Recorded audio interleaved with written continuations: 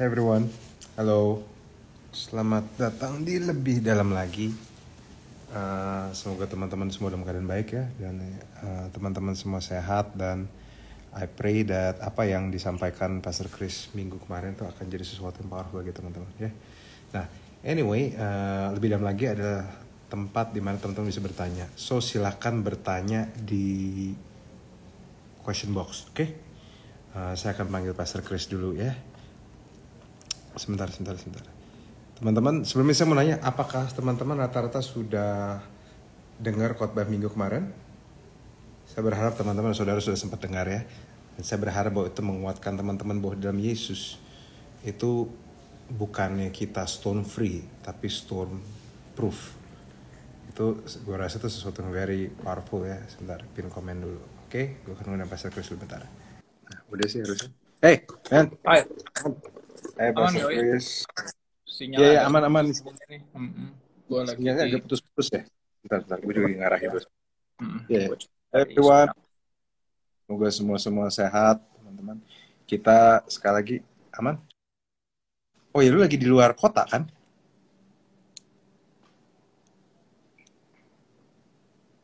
Halo? Lu lagi di luar kota kan? Oh, sinyalnya agak putus-putus. Ya, cek. Halo. Ya, yeah. Yeah. Halo. Yes. Ntar, semoga lebih aman nggak? Aman. So far sih Sama aja. aman sih kalau saya. Yes. Itu cukup aman sih. Oke. Oke. Teman, minggu lalu Pak Christopher yang khotbah dan ngebagiin banyak hal-hal yang powerful banget, dan teman-teman yang sudah khotbah minggu silahkan bertanya, tapi nanyanya di question box ya, oke? Nanyanya Yes. di question box yang di situ, dan kita banyak bicara tentang in the midst of the storm ya, di tengah badai. Itu Yes. I think very powerful sermon, man. Thank you. Ya.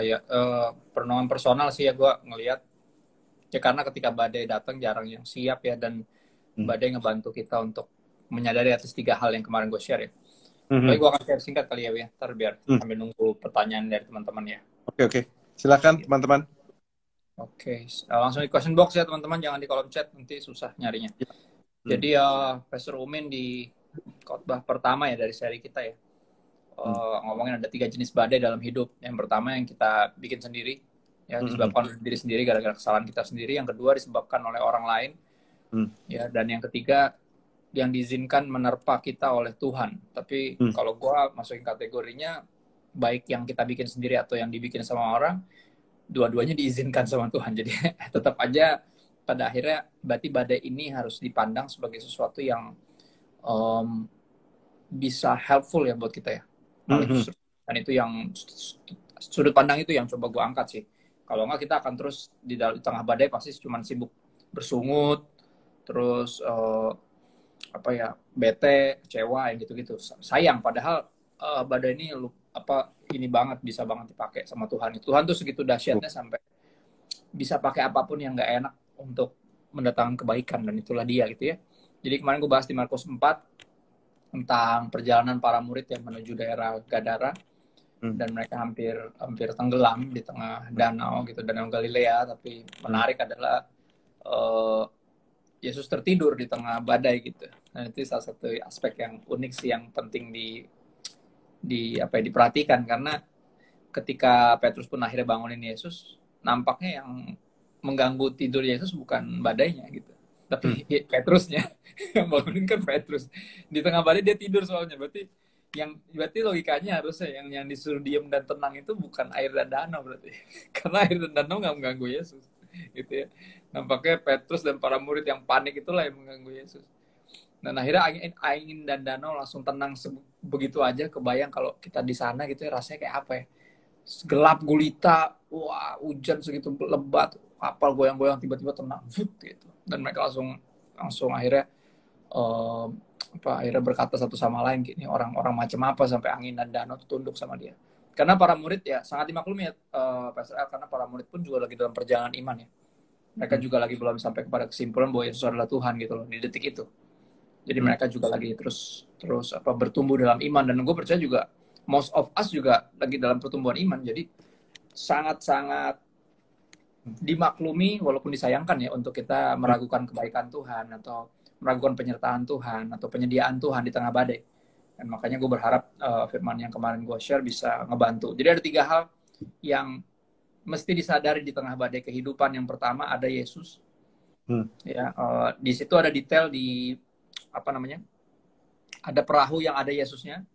Ya, ada perahu yang mengiringi perahu yang ada Yesusnya. Gitu. Jadi kerap kali iman kita apa ya?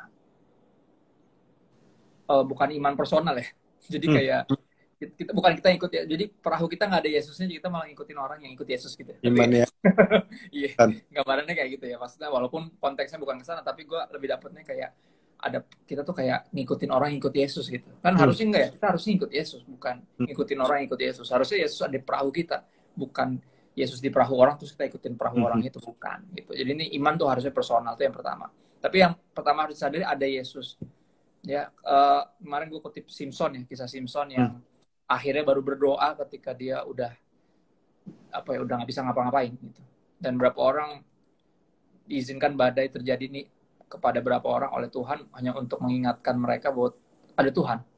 Ya, ada Tuhan sebenarnya. Dan kita cenderung cuekin Tuhan sampai badai menghajar baru kita mulai menyadari bahwa oh iya ternyata ada Tuhan. Bahkan Ayub yang kalau bisa bicara badai kehidupan, gue rasa nggak ada yang lebih gokil dari Ayub ya, ngerasain badai yang segitu dahsyat banget. Gue kebayang kalau gue jadi Ayub kayaknya belum tentu bisa tetap beriman. Gile banget sih, anak lo mati 1 hari, 10-10-nya mati semua, gila.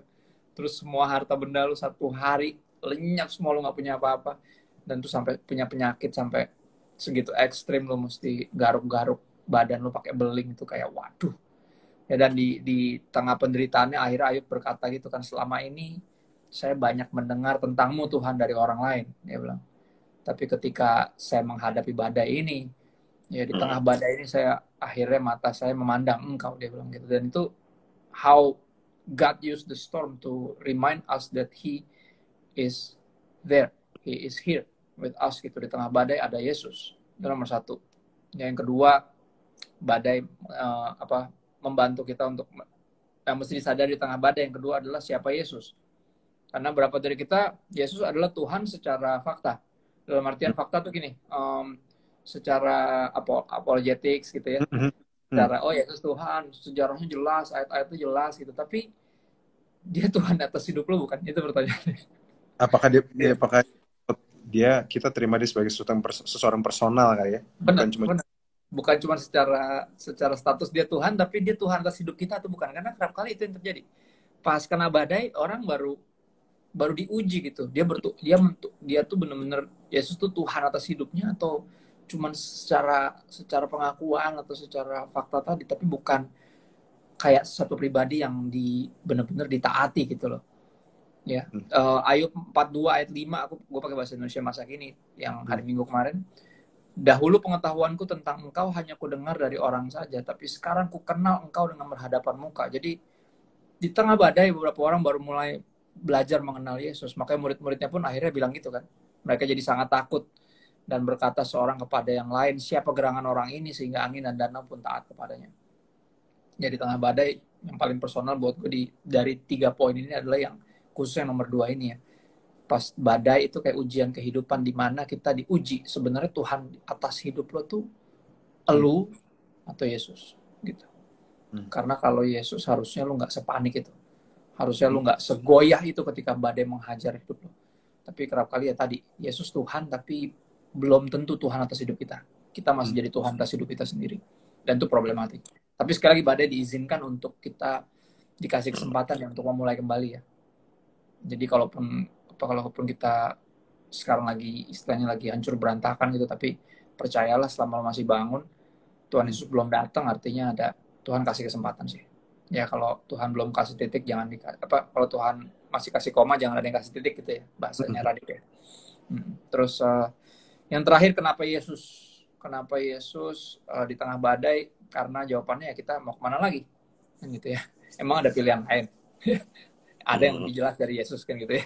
Yang lebih mahal banyak, yang lebih jelas nggak ada. Maksudnya di sepanjang sejarah, tokoh yang paling rekam jejaknya paling jelas, tapi paling dimusuhin, paling diragukan, paling diremehkan, dan paling diagungkan juga di saat yang sama adalah Yesus.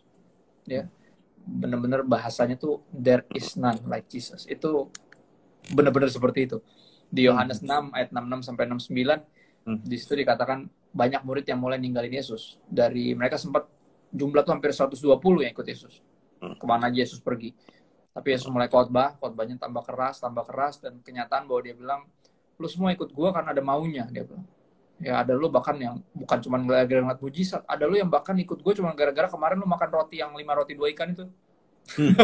Jadi lu ikut gua terus nyari makanan gratis, kata dia, buset. Digambrangin dan ke gap semua kan, maksudnya orang kan kalau motivasinya ditelanjangin gitu kan malu ya. Dan ada yang tersinggung, ada yang apa gitu. Anehnya gitu ya manusia ya. Kalau kita kena firman, bukannya bertobat, kok malah tersinggung gitu. Dalam artian, bukannya, ini gini, tersinggung sih harus ya. Cuman, mau bertobat atau marah itu kan pilihan ya. Tapi sedihnya kita banyak kan malah, udah tersinggungnya malah marah. Akhirnya pada mundur tuh, satu-satu, perkataan ini keras, siapa yang sanggup untuk menerimanya. Terus, ngagetin adalah Yesus malah ngeliat kan tinggal murid-muridnya tuh. Dari 120, 70, tinggal 12 Yesus malah ngomong gini, lu nggak pergi juga? Kenapa kalian masih di sini, kata Yesus. Buset, benar-benar dia kayaknya gue yakin dia pasti tahu banget motivasi tiap murid juga kan, pasti ada aja ya, udah dibalik kelakuannya pasti ada aja gitu. Dan itu makanya dia malah ngomong gitu, kayak lu nggak pergi juga gitu, digambrengin gitu. Gue pikir kayak gila ya, dia bener-bener apa ya, nggak seeker sensitif banget gitu Yesus tuh tipenya. Ya kan dia nggak kayak nyari muka buat nyari masa gitu, nggak tertarik. Dia bilang, lo ikut gue, kalau nggak jelas sono udah pergi kan gitu. Kayak gitu loh ngomongnya, somehow ya. Gue ngerasainnya kayak gila ya. Dan itu yang bikin gue malah makin consider Yesus nih, kayaknya dia ini dalam hati ya. Kalau secara sekuler dan awam kita berpikir, gila orang pede banget itu. Kalau dia bukan siapa-siapa sih, ini banget kayaknya. Sampai ngomong gitu, kok lo nggak pergi juga gitu. Terus jawaban Simon menarik, dia bilang, kepada siapa kami akan pergi, kata dia. Ya, Lord, dia manggil di situ udah mulai Lord tuh. Di Yohanes 6 tuh. Kepada siapa lagi kami akan pergi? Perkataanmu adalah perkataan hidup yang kekal. Your word is life, katanya. Everlasting life malah. Firmanmu itu everlasting life. Kami mau kemana lagi? Ya, dan akhirnya benar itu pertanyaannya yang mesti dijawab dari kenapa Yesus adalah kenapa enggak. Jawaban gue kemarin ya, di khotbah ya. Karena kalau ada yang lain yang lebih jelas, silakan yang cari yang lain. Cuman sejauh ini nggak ada yang lebih jelas dari Yesus. Dan gue tutup dengan Lukas 6, 46 sampai 48 ya, yang dua macam dasar itu ya. Perumpamaan dua macam dasar, dua jenis manusia yang ikut Yesus. Yang benar-benar Yesus Tuhan atas hidup mereka, artinya yang bukan cuma dengar firman, bukan cuma datang kepada Yesus dengar firman tapi juga lakukan.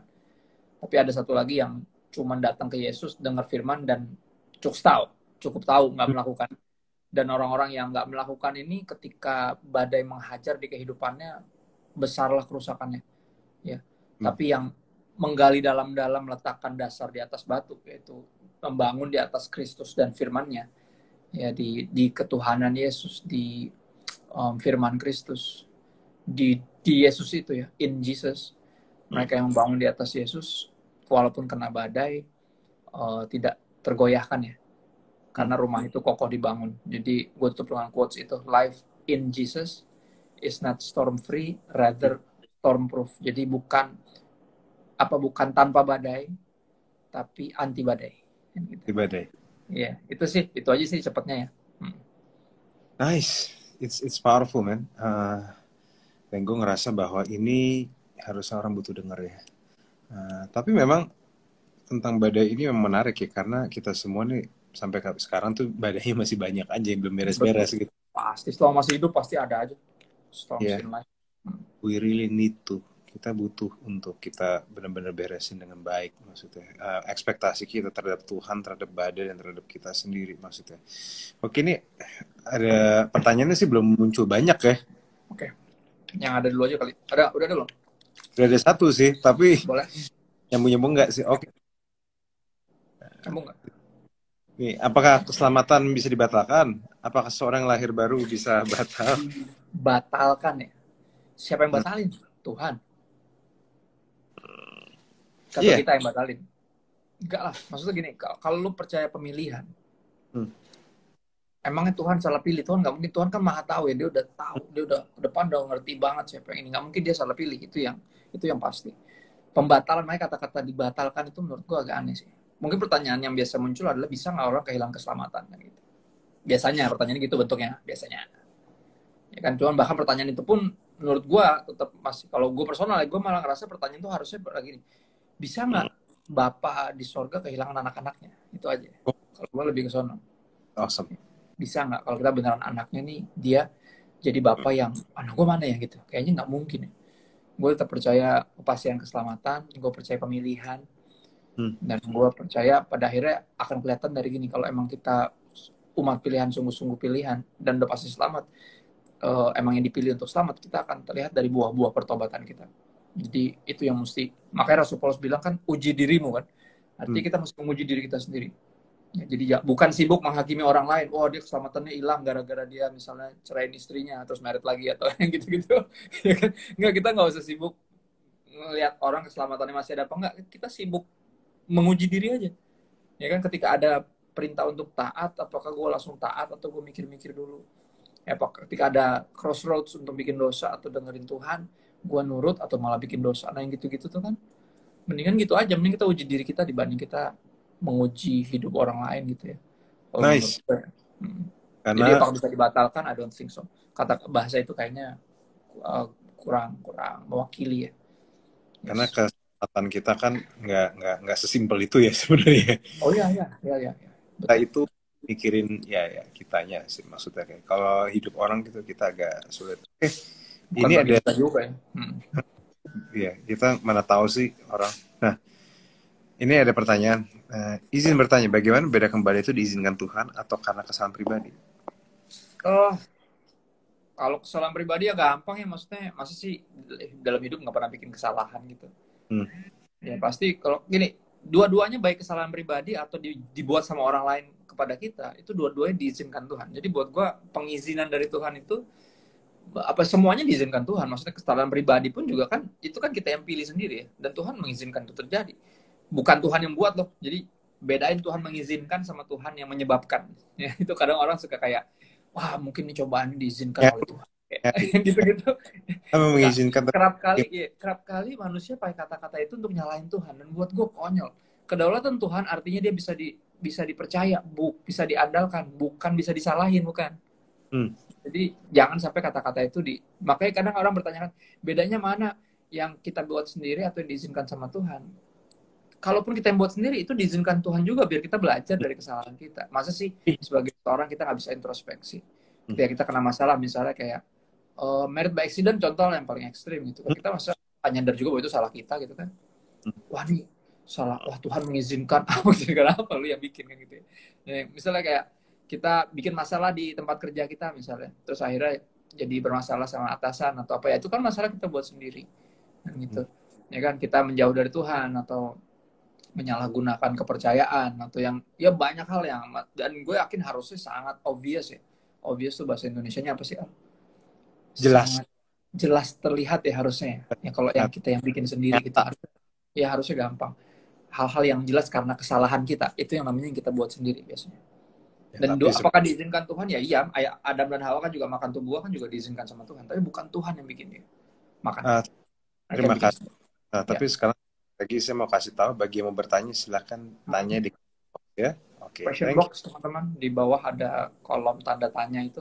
Ketik itu harus di copy, ketik ulang ya. Kalau di kolom chat susah nanti tenggelam. Sip. Ini ada yang nanya di chat soalnya, bisa di kolom chat apa di kolom question box ya. Siapa nih? Ada yang bisa. Tunggu. Bentar, ini ada satu nih. Kalau badai karena kebodohan kita sendiri itu gimana, Kak? Apakah masih layak berdoa untuk minta keajaiban atau jalan keluar pada Tuhan? Ya masih lah ya. Layak malah ya. Itu tadi gue bilang kan, kalau Tuhan masih kasih koma, jangan kasih titik kan gitu. Maksudnya selama lu masih hidup, Tuhan Yesus belum datang, artinya ada kesempatan untuk belajar dari kesalahan dan membangun kembali, untuk bertobat, untuk menata lagi ya. Itu sih pandangan gue ya. Selama lu belum mati, Yesus belum datang, berarti dikasih kesempatan sama Tuhan, dan itu mesti dimanfaatkan dengan baik. Itu sih. Jadi jangan berlarut-larut sama rasa bersalah atau apa. Rasa bersalah gini, makanya mesti kita bisa differentiate ya, si apa namanya, godly grief sama worldly sorrow, itu mesti bisa di differentiate. Ya, Itu gue suka tuh. godly grief tuh duka cita yang ilahi, dan rasa bersalah yang duniawi itu mesti bisa dibedain. Itu memang beda. Karena sangat berbeda. Yang satu lebih nggak suka konsekuensinya, yang satu lebih bersedih karena telah menyakiti hati Tuhan, gitu loh. Yang satu fokusnya ke Tuhan, yang satu fokusnya ke manusia. Gitu. Ya, itu sih. Very powerful. Very nice. Oh, kita masih banyak pertanyaan nih, Pak. Siap. Nah, ini sih sering juga sih, Pastor, cara kita untuk ada di situasi yang salah dapat badai, tapi gimana sih cara kita percaya bahwa Tuhan selalu ada buat kita? Because sometimes I feel so afraid when storm is coming to my life. Gimana caranya untuk tetap bisa sadar? Firman ya. Iya. Pada akhirnya firman. Maksudnya Tuhan kan kita nggak bisa lihat ya. Cuman ketika kita baca Alkitab, ketika kita duduk dalam firman, kita tahu dia berbicara. Dia berbicara, artinya dia ada di situ. Gitu. Ya, kayak gue selalu gambarin pakai ini ya. Gue dulu dari kecil tuh nunggu besar jadi anak yang lumayan takut kalau takut gelap, mati lampu. Gue paling takut kalau mati lampu. Pasti takut banget. Ya, dan dulu di Pokarawaci lumayan sering mati lampu. Zaman-zaman gue masih kelas umur 10, umur 9 tuh mati lampu. Dan gue selalu kalau mati lampu teriak, takut kan, karena wah gue nggak tahu siapa di mana gitu. Gue teriak dan ketakutan setengah mati, tapi ketakutan gue sirna hanya sesederhana ketika gue dengar suara nyokap gue. Dia bilang kayak, Kristo kamu di mana? Mama di sini gitu. Semakin kencang suaranya, gue tahu berarti dia makin deket. Dan sama, kita tahu Tuhan ada di situ sehingga kita nggak perlu takut. Gimana ya, baca kita. Betul. Dan dengar suara Tuhan di tengah badai itu meyakinkan kita bahwa dia ada di perahu kita, dia ada di situ. Ya, jadi makin kencang suaranya berarti dia makin dekat kita memang. Ingat, ini Tuhan bukan kuntilanak ya. Kalau kuntilanak makin kencang. Kebalik. Makin dekat suaranya, jauh suaranya makin dekat. Kenapa bercandanya ke situ ya? Aduh, enggak. Oke. Nah, ini bagaimana caranya tetap tenang di tengah badai? Sama ya. Tetap tenang, sama. Ketenangan kita berasal dari Kesadaran. kita tahu siapa yang ada di perahu kita. Makanya Yesus bilang kan diam dan tenanglah tuh sebenarnya kayak, soalnya dia ngomong gini kayak, lu pikir kita bakal mati konyol di tengah danau? Ada gua, nggak mungkin lah. Gua ngajak lu ke seberang, artinya kita akan sampai seberang kan gitu. Masa gua ngajak lu ke seberang terus kita mati konyol di tengah danau? Kan gitu. Di mana kepercayaanmu kepadaku, kalau kata Yesus itu di firman Allah yang hidup terjemahannya bilang gitu. Jadi where is your faith in me? Bukan cuma di mana kepercayaanmu, bukan. Kepercayaanmu apa, badai pasti berlalu itu. Bukan. Di mana kepercayaanmu kepada saya sebenarnya. Kan gitu. Ya, dan itu doang yang bisa bikin kita tenang dalam hidup ya. Adalah menyadari bahwa kita tuh nggak sendiri, Tuhan nggak pernah lepasin, nggak pernah tinggalin kita, dan dia di pihak kita, dan dia untuk kita. Itu kata-kata itu, aduh, itu one of the sweetest truth ya, that he is for us. Buat gue, for us itu artinya ketika dia ada ngelarang sesuatu, dia suruh kita ngelepasin sesuatu, atau dia izinkan sesuatu, kalau kita tahu bahwa dia itu untuk kita, wah, ada ketenangan yang dunia nggak bisa berikan sih sebenarnya. Ya, kita menyadari bahwa dia nih, dia itu di tim kita itu, ngerti kan? Bukan kayak di tim yang mau ngerusakin kita, ngancurin kita, atau dalam tanda kutip menguji sampai pengen lu jatuh gitu kan, kayak guru-guru yang killer pengen lu nggak naik kelas gitu kan, nggak mungkin ya. Bahkan guru yang killer pun pengen lu naik kelas tuh. Bukan kayak dengan sengaja, gue susahin orang biar nggak naik kan gitu. Nggak juga. Aja dia. Karena kalau misalnya kita nggak naik, dia juga yang gagal dianggap ya. Exactly, dia yang justru nilainya jadi buruk. Tapi ya tadi, maksudnya Tuhan ini, kalau kita menyadari dia itu untuk kita ya, wah, itu ada ketenangan yang ilahi ya, yang membuat kita ya. Nanti besok gua ada share firman di sini di daerah Sangatta ya, di Kutai Timur, tentang ayat yang bilang I can do all things through Christ who strengthen me. Itu sebenarnya ayat yang bicara tentang all things. Di situ tuh bicara tetap tenang walaupun lagi kekurangan, lagi susah gitu. Itu sebenarnya spesifik buat itu, bukan kayak lagi sakit ntar pasti sembuh, atau bukan itu. Lebih spesifik ke dalam keadaan tak berdaya yang seperti itu, yang nggak punya apa-apa, yang kekurangan, tapi Tuhan mampukan security in Christ, kenyataan bahwa kita bisa rest in Christ, itu yang membuat saya bisa melakukan semua yang Tuhan mau saya lakukan dalam keadaan kekurangan sekalipun. Lebih Nice. spesifik banget tuh. Dan itu pasti harusnya membangkitkan apa kita punya iman ya. Pada akhirnya emang ini faith issue sih pada akhirnya. Faith issue. Masalah iman, dan iman timbul dari pendengaran akan firman Kristus ya. Roma 10:17. Jadi emang nggak bisa dipungkiri, sangat berkaitan sama firman Tuhan sih. Semakin kita nggak hidup dalam firman ya, kekhawatiran kita semakin meningkat.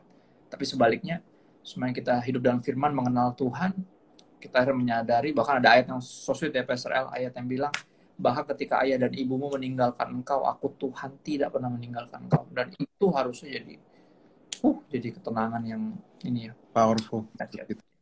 Ya. Ini ada powerful banget tadi ngomong. Ini ada beberapa pertanyaan lagi. Nah ini bagus deh. Kehidupan dipakai Tuhan untuk menjalankan maksudnya. Nah bagaimana menurut Pastor membedakan Tuhan mau kita stop karena jalan yang kita jalan berending buruk, atau justru jalan terus dengan penyertaannya? Wow, this is very... Gimana Pastor? Kalau lu coba gimana? Dari tadi kayak ada pertanyaan kayak gini. Kalau lu jawabnya gimana? Kalau lu dapat pertanyaan gini gimana?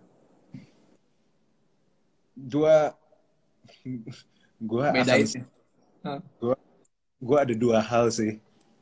Gue akan nomor satu, gue akan bertanya sama orang harus gue tanya. Dan yang kedua, gue juga harus sadar bahwa Tuhan tahu respons gue. Dan kalaupun, nah ini gue percaya, kalaupun gue salah langkah ya, kita kan jatuhnya di dalam kasih karunia Tuhan juga. Oh my God, yes. Gue percaya gini nih, ini nih sorry kalau agak ekstrim ya. Kita ini dalam kehidupan nyata, kita tidak selalu bisa milih benar. Kalaupun ada hal-hal yang kita tahu benar, ada hal-hal yang kita agak sulit. Ini yang benar mana? Apalagi kalau dua-duanya baik gitu maksudnya kelihatannya. Yeah. Yeah. Misalnya ada satu tawaran kerja di A, satu tawaran kerja di B gitu. Kita kan nggak tahu nih mana yang benar. Tapi gue percaya bahwa nomor satu, selain ask God, dan untuk damai sejahtera, selain harus firman Tuhan, juga tanya orang yang memang kamu butuh tanya. Orang yang mungkin udah tahu daerah-daerah situ, misalnya soal pekerjaan. Berpengalaman di situ. Dan pengalaman. Dan yang kedua, kalaupun gue salah langkah, bukankah gue jatuh di dalam jaring kasih karunia? Yes. Tuhan juga tahu gue bisa bikin salah kok. Tuhan tahu. Tuhan kan juga tahu mas. Kita kan gini. Kenyataannya kita ini pun gimana ya? Kita ini pun kadang ngambil keputusan juga kadang Tuhan tahu kita nggak sempurna kok. Nggak ada yang bisa langsung ambil keputusan dengan baik. Kita ngambil keputusan ada skill yang menurut gue tuh perlu dilatih banget, dan kadang kita nggak sering salah. Tapi bagi gue bukan soal ambil keputusan, ya soal apakah kita ini mempercayakan bahwa Tuhan menyertai kita baik di bukit maupun di lembah. Nah itu tuh. Wow. Itu. Ya. Karena kita bilang Tuhan itu adalah Tuhan di gunung, dia juga Tuhan di lembah. Dia Tuhan di dalam terang, dia juga Tuhan penguasa yang menguasai kegelapan. Kegelapan bukan punya iblis, kegelapan punya Tuhan gimana pun juga. Gelap itu dia yang ciptakan. Nah, jadi kalau dari gue setelah gue nanya orang, gue akan menyerahkan hidup gue sebisa mungkin bahwa kalau gue bener ini kemuliaan Tuhan, kalaupun gue salah Tuhan mau gue belajar. Udah itu aja sih. Udah itu dong. Ya, kadang itu ya pertanyaannya sebagai itu ya, kita tahu dari mana kalau Tuhan kasih roadblock, kasih benar-benar kita suruh berhenti, atau dia kasih kita obstacles untuk kita lalui gitu ya. Bingung ya kadang ya rasanya. Tapi ya menurut gue percaya gini, kayak apa yang Gamaliel gurunya Rasul Paulus bilang kan, kalau emang bukan dari Tuhan pasti berhenti sendiri. Ya, pasti nggak akan jalan gitu. Bayangin, gue saksinya nih, gue pernah bikin clothing Kristen ya, nggak jalan. Jadi nggak jalan-jalan, satu nggak terlalu laku, yang kedua terakhir habis itu di shutdown dengan cara apa? Pas balik kita nyari vendor di Bandung, kecelakaan bro mobilnya, kecelakaan gue sama teman gue, udah shutdown tuh, pure shutdown. Padahal itu sesuatu yang rohani kayaknya ya rasanya ya. Tapi kalau emang bukan dari Tuhan tuh ada aja caranya, benar-benar stopnya tuh stop gitu. Lu nggak akan kayak nggak bisa ngapa-ngapain karena benar-benar kayak bukan ini gitu. Palingan pertanyaan kita tahu bedain mana ini Tuhan bilang ini bukan ini, atau ini kayak kasih halang rintang untuk kita loncatin gitu lah, atau dia kasih tuh shutdown gitu. Buat gue tadi sederhananya apa yang Gamaliel bilang sama Rasul Paulus, kalau bukan dari Tuhan ntar juga berhenti sendiri gitu. Ntar juga mentok kan gitu ya. Jadi bagi gue ya sudah, tapi jangan pernah lupa juga teman-teman, kalaupun kita ternyata ambil jalur yang salah dan memang Tuhan hentiin, itu juga jadi pengertian kita untuk mengerti bahwa Tuhan pun walau kita salah jalan itu tetap mau membimbing kita ke jalan yang benar. Jalan yang benar. Exactly. Dia bapak yang baik, pada akhirnya dia bukan kayak bapak yang Ya. kayak rese gitu loh, yang biar tahu aja tuh anak, biar tahu rasa, enggak gitu. Bapak kita bukan yang seperti itu. Dia akan tuntun kita kalau emang kita mentok di sini, menurut dia bukan desa, dia akan bawa jalan kita ke jalan yang dia mau, itu pasti sih. Dan itu nggak usah diragukan lagi lah, dia bapak yang baik soalnya at the end of the day. Jadi iya, jadi bagi gue tenang aja, bagi gue. Yang penting keputusannya yang bener, maksudnya kayak udah selain tanya Tuhan, tanya orang yang kamu merasa perlu ditanya, dan jangan emosi ya, jangan keburu emosi ya, menurut gue. Itu tuh menurut gue sih agak penting sih. Jadi kalau keputusan besar tetap harus kepala dingin ya praktis ya. Tapi sambil ya tinggal doa aja, Tuhan kalau memang bukan dari Tuhan, Tuhan plus just stop way gitu. Dengan senang hati dia pasti menuntun kita lah. Ya, soalnya memang gue sih belajar bahasa Inggris. Ada misalnya ada hal-hal yang sejelas sudah ditulis di Alkitab. Ada yang memang jelas gitu. Contoh, misalnya jelas tulis di Alkitab, jangan menjadi dengan orang yang tidak seiman. Ya, jelas. Kan jelas, maksudnya ya. Poinnya adalah itu bukan sesuatu yang lu perlu tanya Tuhan, maksudnya itu jelas, maksudnya kayak lu jangan bilang siapa tahu Tuhan belajar sesuatu, masa udah. Tapi yang belum jelas, yang memang nggak jelas, antara dua pekerjaan, antara dua keputusan, mau pindah ke luar negeri atau stay di Jakarta. Mau kuliah ambil jurusan apa, misalnya, Tuhan juga agak tricky. Itu kan nggak di Alkitab ya. Ya sudah, kamu dituntun Roh Kudus, cek passion kamu, kalaupun salah, ya kamu jatuh ke tangan kasih karunia Tuhan yang baik kok. Ya, asik banget. Cuma itu aja sih yang gue bisa bilang. Karena memang hidup nggak sesimpel itu aja emang. Ya. So good. Wow, mantap. Tuhan hidup kok. Asik ya. Gue setuju banget. Pokoknya Tuhan tuh hidup, ya sudahlah. Tuhan tuh baik. Ya. Tuhan tuh baik. Nah, ini banyak sih.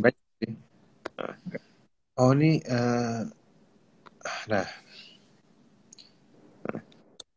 Pastor bagaimana memulihkan hati yang dingin pada Tuhan karena gagal dalam badai kehidupan?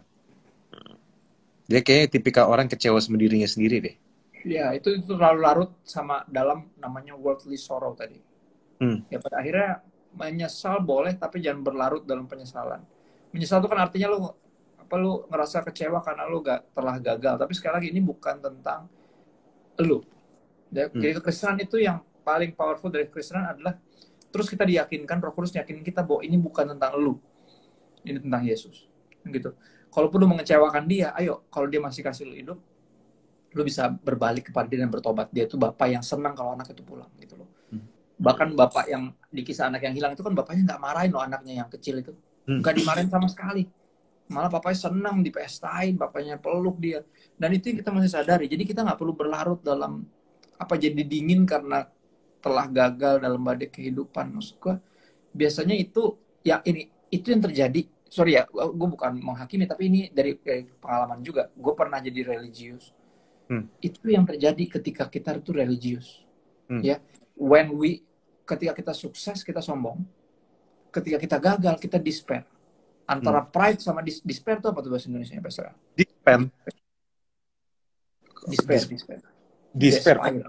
Despair itu putus asa. Nah, ngerti ya?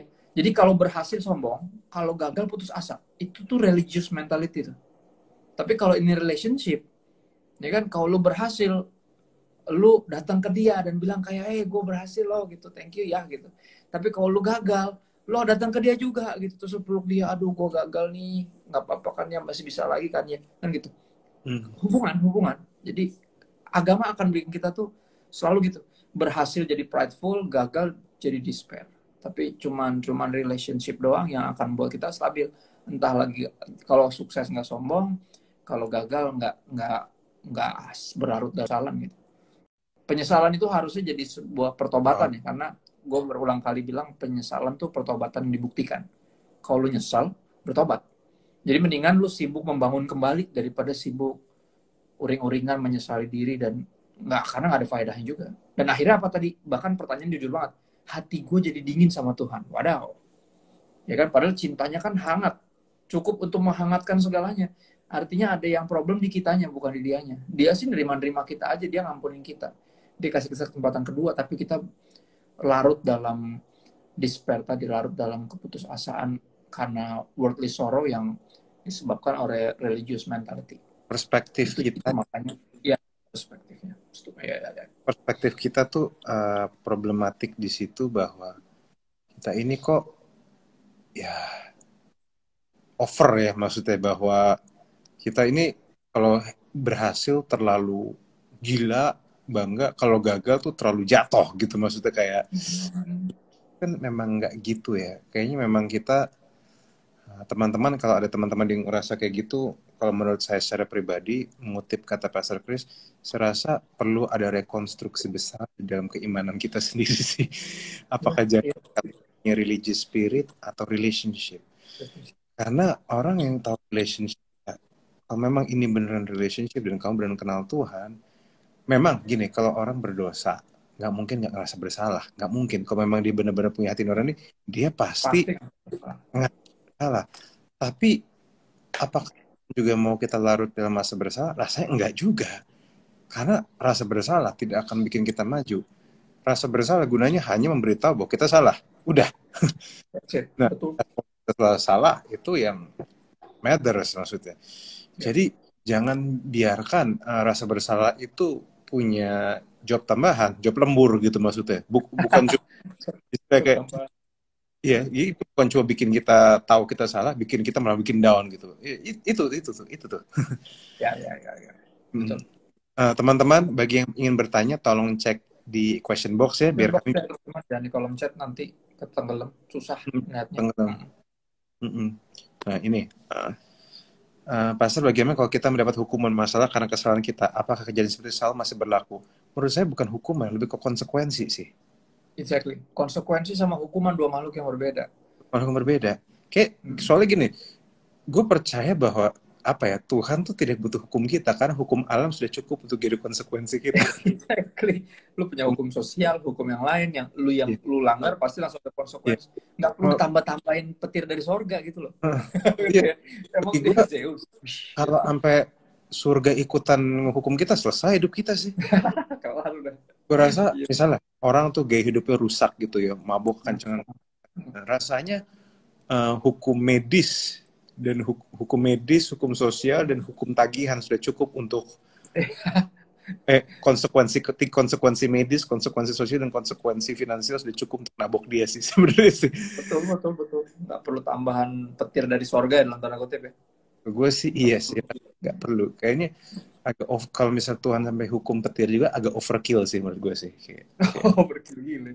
Ya, dan bukan dia banget tipenya Dan kan bukan kayak gitu. dia sih. Ya, bahkan kayak di kisah Yunus ya, di kisah Yunus kan Tuhan kirim Tuhan sebabkan badai ya. Itu pun biar Yunus tuh apa ya, berhenti dari lari, akhirnya nyebur ke laut, dikirim ikan kan. Dan itu pun ikan, dia ditangkap ikan tuh karena Tuhan baik, bukan karena Tuhan jahat. Kalau Tuhan jahat dibiarin aja mati di laut kan gitu, walaupun dia sangat mungkin mati karena gerak gebrekan sih, tapi dimakan ikan, dilepehnya di tempat Tuhan panggil dia. Dan itu sekali lagi Tuhan bisa kirim yang begitu-begitu itu pun karena dia baik, bukan karena dia jahat. Jadi jangan dianggap sebagai sebuah hukuman yang gimana. Konsekuensi itu kata-kata yang bagus dibanding hukuman ya. Istilahnya kayak mesti diganti.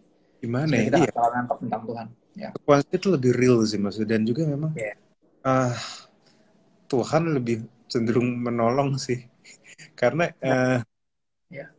gimana ya? Enggak sih, kita nggak ke situ sih teman-teman. Kami percaya bahwa Tuhan adalah Tuhan yang mengasihi sih. Kayak anak Tapi yang hilang kan akhirnya bokeh gara-gara dia foya-foya kan. Bukan konsekuensi, gara-gara dihukum bapaknya. Ya nggak sih? Anak yang hilang kan gitu kan. Dia bokeh gara-gara foya-foya kan. Bukan gara-gara dihukum bapaknya kan. Pas dia datang bapaknya nggak hukum sama sekali, malah disambut. Karena emang bukan nggak ada. Kita mesti ngeliat semuanya sebagai konsekuensi, bukan sebagai hukuman. Kalau nggak, ya tadi lo kan ngerasa somehow di deep down inside dengan kesesatan lo berpikir Tuhan tuh jahat gitu. Tuhan tuh baik, nggak mungkin dia jahat. Kalau dia jahat terus yang baik siapa? Ya kan? tuh. Manusia jahat, setan jahat, masa Tuhan juga yang baik siapa? Kan nggak mungkin. Konsekuensi bagus tuh Pastor. Gue inget tuh kata-kata itu. Ada nggak? Banyak sih. Nyambung-nyambung dulu aja. Yang nyambung-nyambung. Tunggu. Ini sih masih ada sih. Kalau melalui badai justru buat kehidupan itu menyalahkan dan bahkan berpikir negatif kepada Tuhan, gimana, Pastor? Nah, Pikiran perspektifnya. negatif terhadap Tuhan adalah fitnah. Karena Tuhan itu God is Baik. good all the time, and all the time God is good. Kalau lu sempat berpikir Tuhan itu jahat, berarti lu belum mengenal dia sungguh-sungguh. Orang Ya. yang sungguh-sungguh mengenal Tuhan nggak mungkin bilang dia jahat. Ayub aja. Hmm. Ayub loh. Ayub yang kehilangan segalanya sempat berpikir gini, kalau emang gue cuma lahir buat menderita, kehilangan, sedih, sakit, Hmm. buat apa gue lahir? Dia sempat bertanya itu, tapi akhirnya apa kata-kata itu dibilang apa? Gue tarik semua kata-kata itu. Karena gue nggak tahu apa yang gue bilang. Gitu. Selama ini gue cuma banyak dengar tentangmu dari orang lain. Sekarang mataku sendiri memandang engkau. Ditarik. Ya, jadi kalau ada yang buat kita negatif thinking tentang Tuhan, the problem of course is us, bukan Tuhan. Karena there's no negative side of God. Ayat firman Karena Tuhan bilang, dia itu Bapa segala terang, tidak ada bayangan perubahan. Dia tuh nggak ada sisi gelapnya. Lu nggak ada sisi gelap Tuhan. karena Gitu. Tuhan itu gimana ya? Tuhan adalah pribadi terakhir yang harusnya kita kecewa. Most of the time kita nggak tahu ya, badai itu harusnya membuat kita melihat Tuhan dari perspektif yang berbeda. Karena gimana ya? Banyak orang kena badai itu justru menurut gue sih, contoh, ada orang kena badai relationship, patah hati. Pas jadian nggak nanya Tuhan, pas putus salahin Tuhan itu. Nah itu dia. Itu kan gimana gitu. Nah, teman-teman, kenyataannya gini, ada satu yang orang suka lupa, bahwa kenyataannya konsekuensi selalu ada. Itu yang orang suka lupa, bahwa maturity, kedewasaan adalah saat menyadari bahwa kita ini tidak lepas dari konsekuensi setiap pilihan kita. Udah itu aja sih. Jadi kita lari, kita ya dijalanin aja, ya udahlah maksudnya lah. Gue nggak bisa. Nih. Ya, yang penting jalannya kan bersama Tuhan juga kan ya. Gue sih Sebenarnya live-nya diputar lagi apa enggak katanya. Live-nya diputar selalu teman-teman. Semua live kita bisa ditonton di New One di NWI Church ya. Kita punya Instagram. So santai aja, yang ketinggalan bisa nonton ulang. Sekali lagi jangan lupa nonton khotbah juga ya, by the way. Maksudnya kalau obrolan kita jadi agak timpang kalau lu nggak nonton khotbahnya gitu. Karena ini Shalom Pastor, bahkan situasi tenang pun kita tetap goyah. Apakah wajar? Baiknya apa yang dilakukan? Kayaknya kalau situasi kita goyah, kayaknya lu overthinking deh, iya nggak sih? Antara overthinking atau mendua hati. Karena ayat firman Tuhan bilang gitu ya, orang yang mendua hati nggak akan pernah dalam hidupnya. Ya, kayaknya di situ deh. Kalau gue sih dulu gitu, ya kalau sekarang overthinking. Sama aja. Sekarang juga suka overthinking. Istri gue menyeimbangkan gue, dia orangnya lebih easy going, jadi bersyukurlah, itu namanya jodoh ya, sangat berbeda tapi saling melengkapi. Dia selalu bilang udah adat juga lewat gitu. Ya overthinking kan jiwa ya udahlah. Antara mendua hati atau overthinking. Kalau overthinking udahlah ya, belajar untuk mengingat 85% ketakutan kita tuh nggak pernah terjadi gitu, nggak akan pernah terjadi. Terus ya nggak usah takut, Tuhan kan pegang hidup kita ya. Kalau itu kalau overthinking. Kalau satu lagi mendua hati ya mesti bertobat sih. Gue sih seperti percaya bahwa kita nih harus sadar bahwa kita nih punya batas. Tidak semua harus di overthinkingin. Idenya gini, ini buat khotbah gue minggu sih. Kita harus membedakan bahwa ada yang namanya charger, ada yang namanya power bank. Kalau charger, kita akan cuma kecolok dari sumber ya, kita akan dapat dari Kristus. Tapi kalau power bank itu memang bisa membantu orang, bisa memberi energi sama handphone, tapi dia terbatas. Tidak semua handphone bisa colok di power bank. Kenapa? Karena power banknya bisa aja tenaganya habis duluan. Nah, poinnya adalah kita itu power bank. Kita ini bisa membantu. Kita ini bisa memberi energi dan doain orang. Tetapi kita pun harus kita pun power bank juga harus di-charge lagi. Beda sama charger. Charger memang secara langsung konekin handphone ke sumbernya. Sumber itu yang kita butuhkan. Jadi itu power bank, kalau Tuhan, koneksi dengan Tuhan itu seperti charger. Jadi dua-duanya apakah butuh? Dua-duanya dibutuhkan. Power bank memang dibutuhkan darurat, tapi kamu juga harus atur ekspektasi tentang bagaimana power bank bekerja. Dia tidak bisa colok semua handphone, dia tidak bisa menguatkan semua handphone. Tapi kalau lu punya charger yang lu bisa terkoneksi langsung dengan sumbernya, berapapun handphone dicolok di situ akan pulih seperti setiap hal. So, idealnya kamu harus ngerti bahwa kita ini power bank, kita ini punya batas. Kita ini ide kita punya batas. There is limit and what we can do. Kita pun jangan pernah lupa untuk nge-charge diri kita lagi. Power bank juga butuh di-charge. Untuk diri tetap bisa berdampak lagi. Charge-nya di mana? Ya, kita manusia power bank ya di-charge di hadirat Tuhan. Makanya Tuhan, walaupun kamu hamba Tuhan, kamu power bank, kamu juga tetap di-charge di hadirat Tuhan. Iya. So good. Wah, ini minggu ini ya? Iya, minggu ini. Wah, Gue udah ada spoiler tuh. Di spoiler sendiri sama pendetanya. Jadi jangan sampai kelewat. Ya. Bulan ini sekali lagi ini salah satu seri yang exciting banget sih, karena menurut gue personal yang most needed ya, si Storms of the World nih. Jadi kayak wow, lu teman-teman mesti nyimak. Gue mungkin ya karena ini khotbah-khotbahnya gue tonton sampai 2 hampir 3 kali rata-rata. Karena aduh terlalu dalam, terlalu penuh ya, dan asik banget sih. Karena kita ini di tengah badai, sepanjang hidup pasti akan ngalamin terus badai-badai itu. Dan firman Tuhan menguatkan kita sih. Iya. Asik banget. Firman Tuhan menguatkan kita, dan juga kadang memang kita butuh orang di sekitar kita, tetapi jangan lupa orang itu power bank. Ya. Tapi kita tidak bisa mengandalkan mereka sepenuhnya. Harus connect sendiri sama Tuhan ya. Yang paling penting adalah, makanya memang kalau pergi kemana-mana udah punya handphone, charger dan power bank harus punya. Iyalah, bawalah. Dua-duanya perlu punya. Tapi power bank juga tidak bisa menyelamatkan semuanya. Charger yang bisa. So, itu saya harap itu membantu kita untuk mempertimbangkan batas kita dan ketidakterbatasan Tuhan, bagaimana kita atur ekspektasi tentang hubungan dengan Tuhan dan manusia. Itu kita perlu ngerti bahwa dua-duanya memang beda. Yang punya kekuatan energi abadi bisa nyolokin terus tuh cuma charger, itu Tuhan. Ya. Bank akan ada batas ya. Dia juga butuh di charge. Ya. Seru ya. Lanjut. Nah, ini masih, thank you. Nah, ini nih, tips Pastor, bagaimana memanage rasa takut ketika menghadapi badai seperti keadaan ekonomi ke depan yang harga-harga naik. Oh ya, can relate. Ekonomi memang harga naik, ya. Ya, menghadapi, kita harus belajar percaya Tuhan yang bilang ya, firman Tuhan yang bilang, serahkanlah kekhawatiranmu karena dia peduli pada Dia, karena Dia yang memelihara hidupmu. Ya, ayat itu 1 Petrus berapa sih? 5 ayat 7 atau 1 Petrus 5 ayat 7 salah. Ya, Cash kalau nggak salah. Cares upon the Lord for He cares. Ya. Jadi itu pegangan gue banget sih. Maksudnya gue overthinker orangnya. Apa aja bisa gue pikirin yang belum terjadi. Gue pikirin banget. Dan itu bisa bikin gue lumpuh. Maksudnya orang kalau takut parno tuh jadi dia nggak mau kemana-mana. Akhirnya malah lumpuh.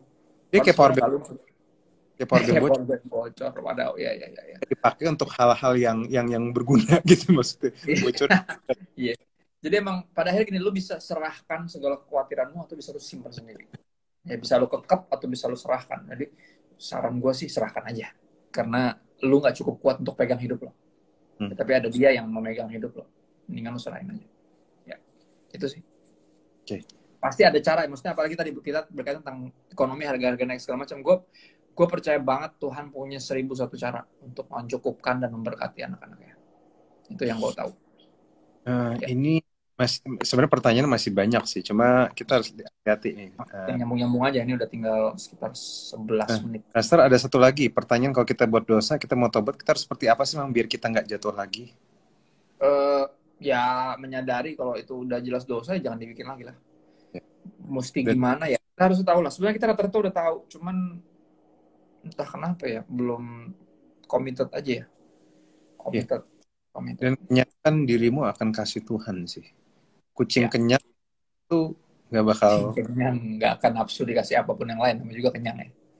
Karena kenyangan, itulah.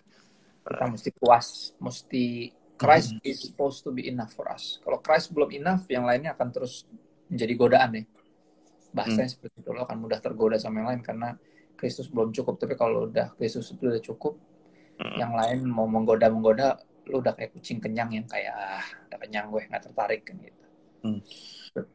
Bagaimana sikap hati yang tiba-tiba badai yang terus terjadi tanpa henti dan cara bertahan nih? Wah ini, this is serious. This is that serius ya. Ya Badai yang memang. terus terjadi. Ya kayak Ayub ya. Hmm. Ayub tuh gak ada ujungnya loh itu. Itu berpasal-pasal.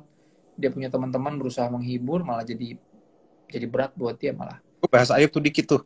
Malah teman-teman jadi too much information gitu kan. Jadi Iya, teman-temannya jadi malah kayak ahli Taurat Farisi yang berusaha mencari tahu kenapa dia kena azab gitu. dan yang Malah menarik jadi loh. nggak malah jadi nggak helpful buat Ini gue bahas minggu besok juga nih bahwa minggu Tuhan depan. ngamuk sama murid-muridnya, sama teman-temannya Ayub karena apa yang mereka ucapkan, bukan apa yang mereka tidak ucapkan. Awalnya teman-teman Ayub cuma datang buat diem, saling ikutan nangis dan ikutan berdoa. Begitu mereka mulai komentar, Tuhan naik darah di situ. Tuhan bete. Teman juga harus hati-hati kalau komentar. Nah, idenya adalah kalau kamu jadi teman, kalau orang lagi kena badai, komentarnya hati-hati. Ya. Itu juga, itu buat kita. Karena Dampingi, hadir, terus kamu nggak, terus penanggungan itu nomor satu. gue kemarin Bantu. ada orang yang dulu dia kena depresi, abis nangis ke gereja malah ditanya, dinubuatin sama pendoa di situ, kamu kurang serahkan diri sama Roh Kudus.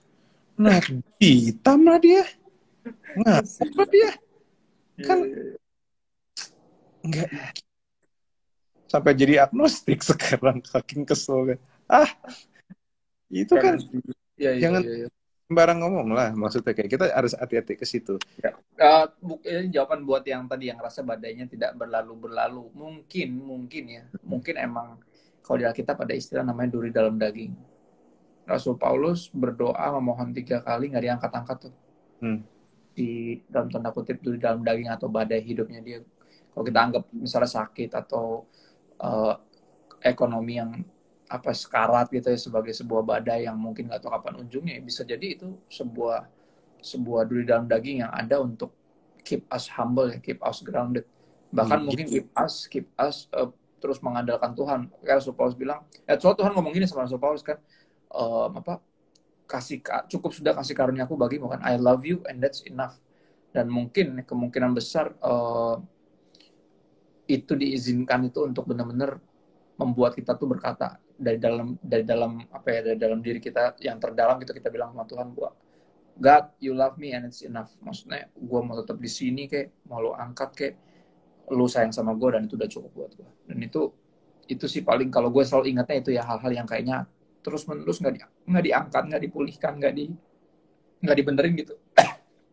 Dan kalau misalnya memang kita sudah lakukan semua yang baik, tetapi badai masih terus ada, gue cuma bisa bilang, gue tidak akan ngomong apa-apa, tapi gue cuma bisa bilang, I will be there for you. Udah itu aja sih gue bisa bilang, will be there for you. Apa yang lu butuhin. Kenapa? Karena kadang kita nunggu jawaban doa, orang nunggu jawaban doa, ternyata jawaban doanya kita, maksudnya. Agak lucu juga maksudnya kan ya. Soalnya gini lah, ada perenungan yang menarik tentang perkawinan di Kana. Nomor 1, perenungan pertama. Nomor 1, yang kawin nggak tahu mereka lagi dalam krisis. Yang kawin kan nggak tahu. Yang menikah nggak tahu. Nah, yang kedua, Maria lah yang berdoa buat Yesus. Bukan ngomong sama Yesus, bukan untuk kepentingannya sendiri. Dan Yesus pakai orang untuk jadi saluran berkatnya dia. Suruh orang yang nuangin airnya. So artinya di dalam masa angle seperti itu, community juga penting. Community itu juga penting, bahwa Yesus Tuhan bisa pakai dari angle situ. Maksudnya bahwa yang nuangin anggur bukan Yesus, nuangin air bukan Yesus, yang nuangin air tuh orang di situ. So ya ada kalau gue ada angle ke situ. Kalau misalnya mereka sudah di posisi sudah baik, nggak ngapa-ngapain, tapi banyak masalah, gue cuma bisa bilang bahwa I'll be there for you. Mungkin juga sambil doain juga. Juga gue cuma bisa bilang bahwa mungkin aja dia sedang dibongkar Tuhan, kita nggak pernah tahu ya. Mall kadang kalau misalnya lagi dibongkar, kadang ya ada ketidaknyamanan, tapi setelah itu kan jadi baik. Gue juga nggak mau terlalu toxic positivity juga, but we'll be there. Gue sih dari situ gue gitu. Pastor Chris, what do you think?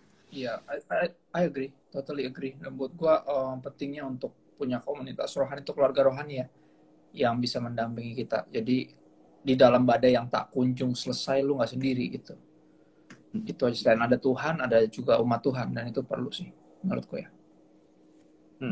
Berapa orang yang gue bimbing juga masih terus struggle dalam kondisi ekonominya yang nggak tahu kapan naiknya, masih di bawah terus, tapi at least ramean, at least ada kita gitu, kapanpun kita bisa. Ini lagi di ujung banget, kita semuanya urunan bantu sebisa kita, dan itu that's the beauty of apa ya, the church ya, that's the beauty of the body of Christ gitu. Dan buat gue jangan sampai nggak punya komunitas sih. Terakhir lu pertanyaannya nih, kenapa nggak dari nah ini nih, saya pernah galau pas menghadapi badai terus dibilang kurang percaya. Apakah kita kalau percaya harus kuat? Nah, kalau percaya harus kuat, nggak harus. Kalau percaya tapi pasti kuat. Dalam artian pasti kuat bukan gini ya. Dalam artian bukan yang menyangkali kelemahan ya. Gini, kita ini sebenarnya bukan orang-orang yang kuat, tapi orang-orang yang dalam kelemahan jadi kuat. Dalam kelemahanku kuasamu nyata, kan Rasul Paulus bilang gitu. Jadi kekuatan kita itu pure bukan dari kita sebenarnya. Kekuatan kita tuh oleh, makanya kan kita akan do all things through Christ who strengthen me, kan ayatnya bilang gitu kan. Saya bisa melakukan segala sesuatu karena Kristus yang memampukan saya. Jadi kekuatannya bukan kekuatan kita sendiri ya. Apakah harus kuat bukan harus. Sekali lagi, kita akan kuat, hanya bisa kuat kalau kita benar-benar beriman. Tapi apakah dibilang kurang iman, misalnya orang kena mental health, lu kurang doa, atau nah itu hampir sama kayak gitu tuh. Buat gue, hayulah jangan ke sono gitu larinya ya. Jangan sampai kita jadi didapat menghakimi gitu. Tapi gue percaya ada kekuatan kita hanya berasal dari kita melekat sama Tuhan ya. Jadi gue nggak bilang lu kurang dekat atau apa. Coba deh, coba di introspek ngelihat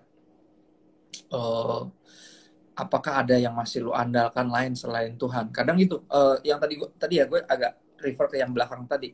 Mendua hati itu sangat mudah untuk kita nggak sadari kalau kita mendua hati.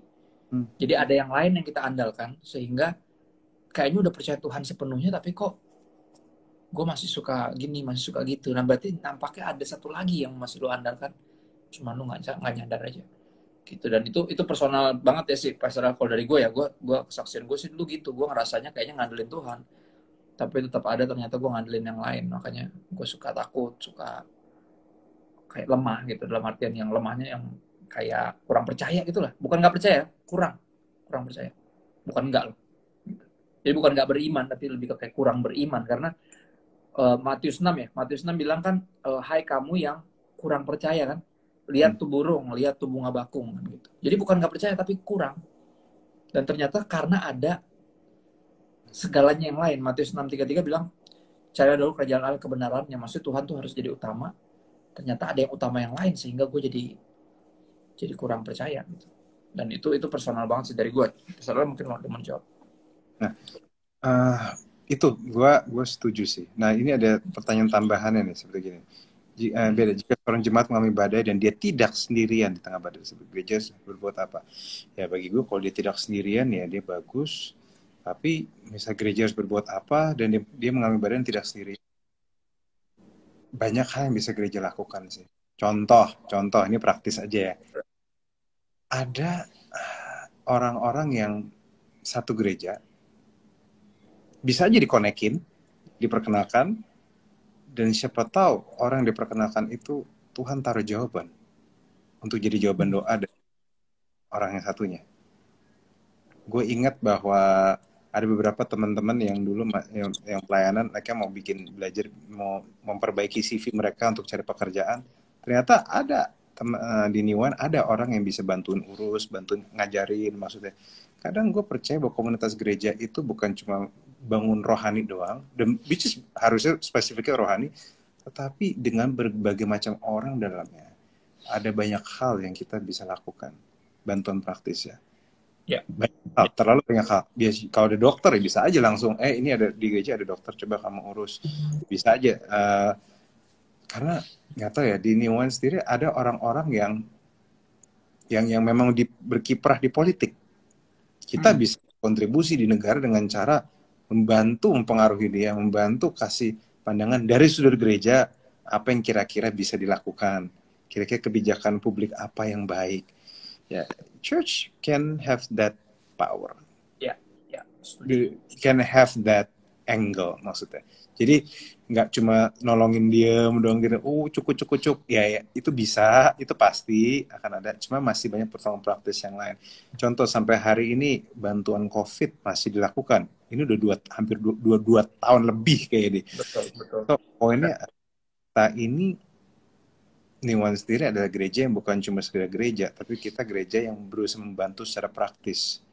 Banyak bantuan-bantuan praktis. Jadi ya itu yang saya rasa beberapa gereja bisa lakukan, bantuan praktis.